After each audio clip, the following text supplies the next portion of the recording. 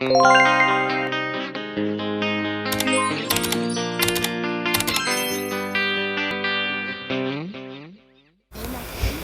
everyone, it's me, Clara Matos po. So ayun nga po, pinakuha ko nga po pala kay ante yung langka na gugulayin ko po. Tawang-tawa nga po ako dahil hindi ko po na-videohan na kinuha niya na pala yung langka. So sabi ko po, ibalik niya tapos videohan ko po ulit. So ayun. So nandito nga po pala ako sa may baba po namin. So bahay po yan ng auntie ko na galing pong Sorsogon. So temporary po muna ang bahay niya yan. Maliit lang po yan.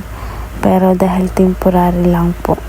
Kasi yung pinapagawa po na bahay niya is hindi pa po natapos. Yung pinakita ko po sa vlog ko, yun po yung bahay niya. So ayun nga po, yung nakita nyo po, kinuha ko yung dahon ng saging. So yun po yung ginawa ko patungan sa pagbalat po ng langka. So masarap po yung langka kapag po madaming gata at saka po mayroon siyang lagay na yung alimasag pa yun, alimasag ganun. Pero yung ilalagay lang po namin dyan, sardinas lang. Kasi wala po kaming ganyan dito. Kasi minsan lang po may dumaan na nagtitinda ng crab po. Tapos masarap din po nito, mayroong sili. So ayan nga po, natapos ko na pong balatan yung langka. So gabali po ang ginamit ko lang po para matanggal yung dagta po ng langka is niglagyan ko lang po yung kamay ko ng mantika. So ayan, mabilis lang po siyang matanggal. Pero pwede naman po yung niyog po na napiga mo na po yung gata. So pwede mo po dun ilagay sa kamay mo. Yan nga po pala yung itsura ng langka sa mga hindi po nakakaalam. So ayun nga po, meron nga pong dahon ng talbos ng kamuting kahoy. So kumuha po ako dyan, tapos ilalagay ko po siya sa langka. So nandyan nga po pala yung tiyo ko na galing po sa Manila kasi meron po siyang sakit. Umuwi po muna dito sa amin. So nakita ko kumukuha po siya ng ng kamuting kahoy. Ayan, laman po.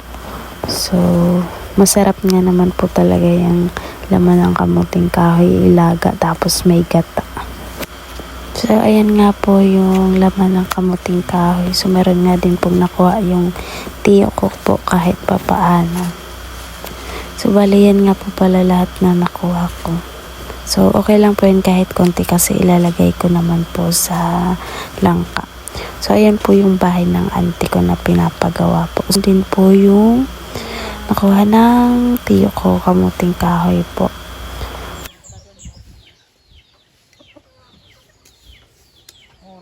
Kung may kamote, may linsa, may sago. Pinahugasan nga po pala sa akin ni tiyo yung nakuha niya pong kamuting kahoy. So ayun po, madami nga naman po. Sarap po yan lagyan ng gata, 'di ba po? Tapos bago ko po niluto yung langka, po muna ako, naghugas ng plato na nagamit ko po sa bahay. Yan, bakit wala untong manok ka?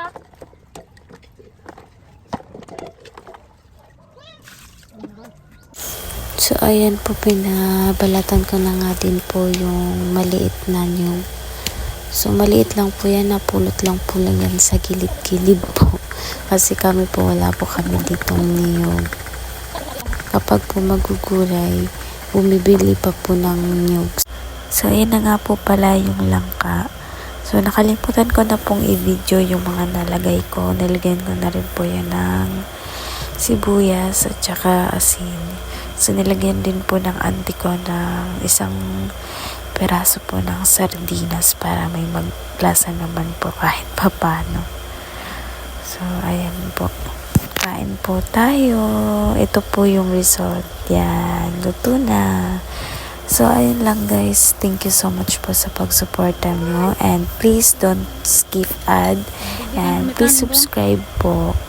At maraming salamat po sa inyong lahat sa patuloy na pagsusuporta nyo po sa akin. Bye-bye. Ingat po and God bless. So, kain po tayo.